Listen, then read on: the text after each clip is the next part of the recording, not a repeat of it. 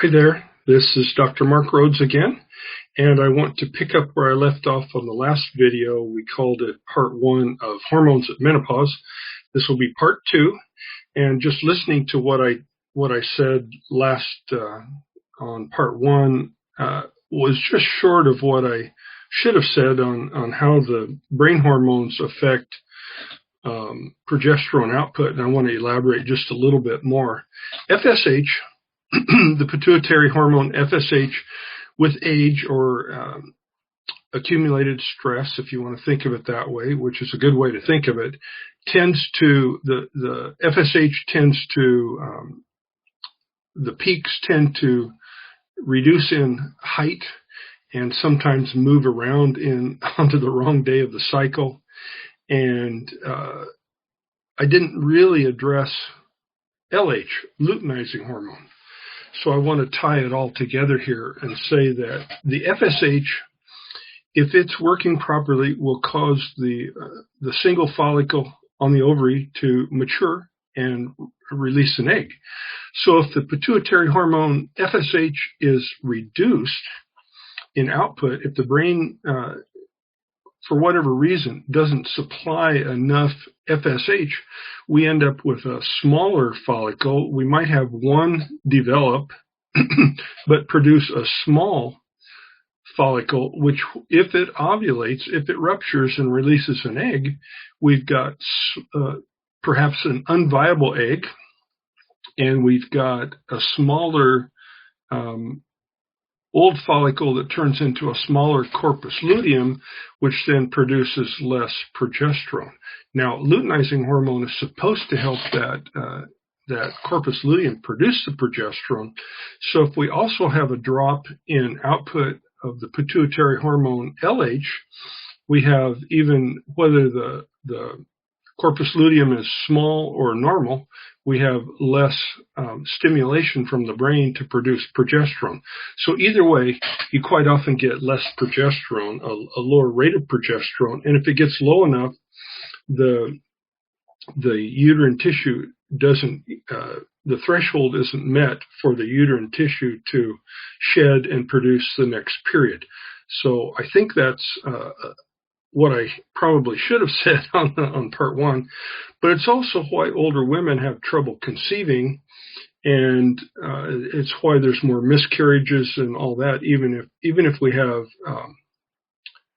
successful fertilization and the first few weeks of pregnancy. If there's not very much progesterone produced by that small corpus luteum, we often will lose the baby in the first few weeks, and sometimes the woman wouldn't even know. Let's say if it happened in the first couple of weeks, she might just think she had a heavier period than normal and not realize that she had a miscarriage in spontaneous abortion in that first couple of weeks. So that happens actually quite a bit. I've seen the stats for the U.S. and I don't remember them right now, but it's a very high number of those spontaneous abortions, and the woman never knows she's pregnant, or if she suspects it and then ends up with her period, she says, "Well, I guess I was wrong." So back to the concept of perimenopause. Well, no, let me back up to one item here first. I'm saying that the onset of menopause can be caused by stress, the reduction in brain hormones, which can be easily produced by stressors. That's why we see very competitive women athletes often lose their whole female cycle or have trouble with their female cycle. Marathoners, I've had the privilege of working with professional athletes, runners, gymnasts. I remember a tennis player. I remember a couple of cheerleaders, which we wouldn't necessarily think of highly competitive, stressful activity, but they had that. It's a demanding hobby, if you want to call it that. Activity is a better word. And, high school or college cheerleaders put out an awful lot of activity, which translates to stress, which translates to reduced pituitary hormones, which translates to an interrupted or decreased hormones at the ovary level. So it's not unusual to see somebody some woman that's a highly competitive athlete lose her female cycle, or at least have trouble with it. Now, the word perimenopause we associate, and that means around menopause, so the actual menopause, so the last period, give or take a couple of years or maybe longer. I know women who've suffered probably a decade or maybe even more with perimenopausal symptoms.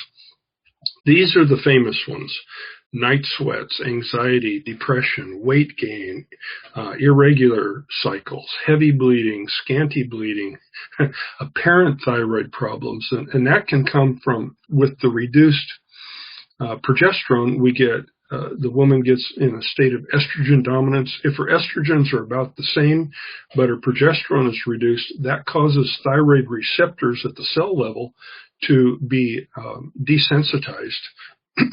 And so she may feel low thyroid, and that could result in weight gain, but often it's just a matter of the ratio of estradiol to progesterone isn't quite right, and so often adding progesterone will help. It can also be caused by menopause can be caused by surgery if you have your ovaries removed, huge procedures like if a person has cancer and gets radiation and chemotherapy, quite often her female cycle will suffer. Back to low thyroid problems, we'll also see that the hormones do still cycle after that last period, and we might want to take multiple measurements within that first year or two after the last period. So if we want to talk, again, the main focal points of health, things like around menopause: brain function, bone health, breast tissue health, heart health. All of these can be addressed in a variety of ways, nutritionally, thought patterns, and so forth. But getting the steroid hormones that come from the adrenals and the ovaries, so we're talking DHEA and cortisol from the adrenals, from the ovaries we're talking estradiol, progesterone, and testosterone. From the pituitary we're talking FSH and LH. We need to get those all at the right levels, and so to do that we need to monitor properly, and I'll get into that in part 3. But to get overall health, whether we're talking, in a way we kind of lump all the specific health issues like breast tissue, uterine tissue, brain function, heart function. If we lump all those together, we're talking about general health, the general function of a female body after she's experienced her last period. We need to monitor and then take a look at what we can do from a functional medicine approach to help her thrive in those from the time she meets us to the rest of her life. So anyway, I'll move on to part 3 in the next video.